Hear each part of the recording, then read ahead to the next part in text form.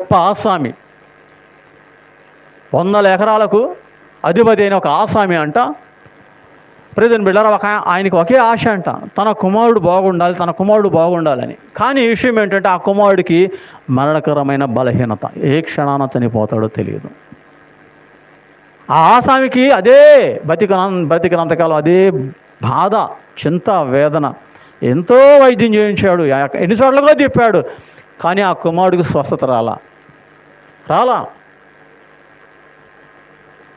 తను చనిపోతూ ఉన్నాడు. అయితే ఆ కుమారుడు వైపు చూస్తూనే ఉన్నాడు. నా కుమారుడిని జాగ్రత్త చూసుకోయ్యా అని ఆ ఇంటి పనివాడైనా పెద్దవాడైనా అతనికి అప్పు చెప్తాడు. ఎందుకంటే ఆ పిల్లవాడు పుట్టిన నాట నుండి పెంచిన ఆ దాసుడు, అనుక్షణం కనిపెట్టుకున్న దాసుడు, అతను నమ్మకమైన వాడు. అబ్రహాముకి ఎలియాజరు ఎలాంటి వాడో ఈ ఆసామికి అతను అలాంటి వాడు. కాబట్టి ఆ కుమారుడిని జాగ్రత్త చూసుకోయ్యా అని ఆసామి చనిపోతాడు. తర్వాత ఆ కుమారుడు కూడా కొంతకాలానికి కాలం చేసినప్పుడు ఏమండి అందరూ వస్తారు ఇక ఆస్తి పంచుకోవడానికి. ఏమండి ఆయనకున్న ఆస్తులన్నీ పంచుకోవడానికి వాళ్ళ బంధుమిత్రులు సపరివారం అంతా వస్తారు. వాళ్ళ తండ్రి గారు చనిపోయిన తర్వాత ఆ కుమారుడు చూసుకోవడానికి ఎవరు రాలా. ఆ కుమారుడు చనిపోయారు, ఇక అందరూ వస్తున్నారు ఆస్తి కోసం. నాది నాది నాది నాది నాది నాది నాది. అయితే ప్రియమైన బిడ్డలారా, ప్రభుత్వం వారు వచ్చారు. మీరందరూ ఆయన బంధువులు కాబట్టి, సహోదరులు కాబట్టి, సరే మీకే పంచేస్తాం, ఆయన ఏదైనా వీలునామా రాశారేమో చూద్దాం అని అంతటా వెతికితే ఏమీ కనబడలా. సరే అందరూ వాటాలు వేసుకుంటున్నారు. ఈ సామాను నాయి, ఈ సామాను, ఆ ఇల్లు నాయి, ఆ పొలాలు నాయి అని అందరికీ వాటాలు పంచుతూ ఉన్నారు. చివరికి ఆ కుమారుడు ఫోటో అక్కడ ఉంది.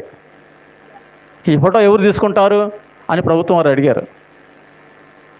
ప్రభుత్వం వారు అడిగితే మాకొద్దు ఆ ఫోటో మాకొద్దు.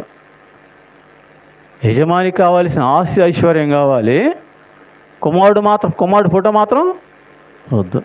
అందుకనే బతికున్న అన్నాళ్ళు ఒక్కళ్ళు గుర్తు ఇంక చూడాల.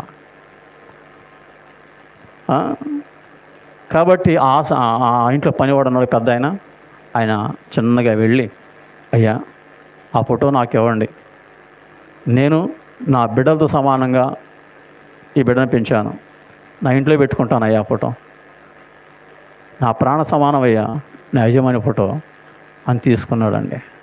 తీసుకుని వెళ్తుంటే గబాల కింద పడి జారి అలా బోర్లో పడగానే దాని వెనక పేపర్లు ఉంటాయి, ఆ ఫోటో వెనక పేపర్లు ఉంటాయి. ఏందా అని లాయర్ గారు తీసి చూసినప్పుడు ఆసామి రాసిన వీలునామా అది. నా కుమారుడు యొక్క ఫోటో ఎవరైతే స్వీకరిస్తారో, నా కుమారుడు ఫోటో ఎవరైతే తీసుకుంటారో వారికి నా యావదాస్తి అన్నాడంటండి. వారికే నా యావదాస్తి అన్నాడు. దీన్ని బట్టి అయ్యా మీరు బంధువులు అయితే అవ్వచ్చు, చిల్లె గవ కూడా మీకు రాదు, వెళ్ళిపోండి. ఇదిగో యాసామి ఈ పెద్దానికి ఇచ్చాడు ఆస్తి.